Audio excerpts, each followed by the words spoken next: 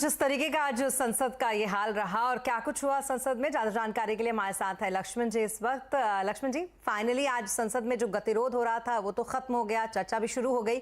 अब क्या लगता है कि संसद की कार्यवाही सुचारू रूप से आगे चलेगी?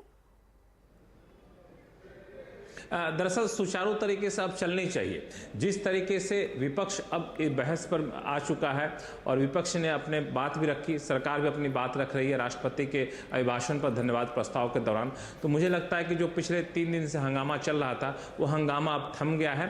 हालांकि बहस तीखी होगी, नोकझोंक हो सकती है, थोड़ी बहुत बहस वहाँ पर हंगामा देखने को मिल सकता है, लेकिन अब कामकाज होता हुआ दिखेगा। और इसी कामकाज के बीच में अभी से लेकर के देर रात तक, करीब 10 बजे तक रात तक आप देखेंगे लोकसभा की कार्रवाई यहां पे चलेगी, जहां पे राष्ट्रपति का अभिभाषण पर चर्चा होगी, सत्ता पक्ष विपक्ष के सांसद बोलेंगे और कल लोकसभा में प्रधानमंत्री मोदी का बयान होगा। मोदी का बयान भी काफी महत्वपूर्ण होगा, जहां पे सरकार की उपलब्धियां बताई जाएंगी और सरकार पर जो भी आरोप लग रहे हैं उसका जवाब भी देखने को आपको मिल सकता है।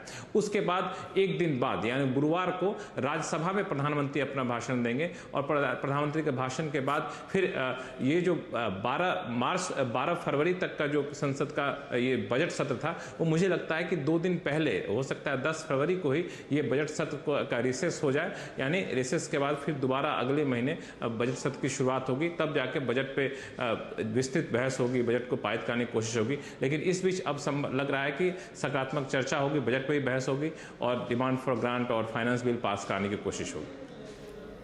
जी, बहुत शुक्रिया तमाम डिटेल्स के लिए आपका लक्ष्मण जी। और अब बात एक बार फिर अदानी ग्रुप की, जिसके खिलाफ हिंडनबर्ग रिसर्च की रिपोर्ट के मामले में अब सुप्रीम कोर्ट 10 फरवरी को उस पर सुनवाई करेगा। इस मामले को लेकर सुप्रीम कोर्ट में 2 याचिकाएं दायर हुई थी। एक याचिका वकील एमएल शर्मा की थी और दूसरी वकील विशाल तिवारी ने दायर की थी। एमएल शर्मा ने अपनी याचिका में कहा था कि हिंडनबर्ग की रिपोर्ट आधारहीन है और विदेशी ताकतों के द्वारा देश की साख पर बट्टा लगाया जा रहा है।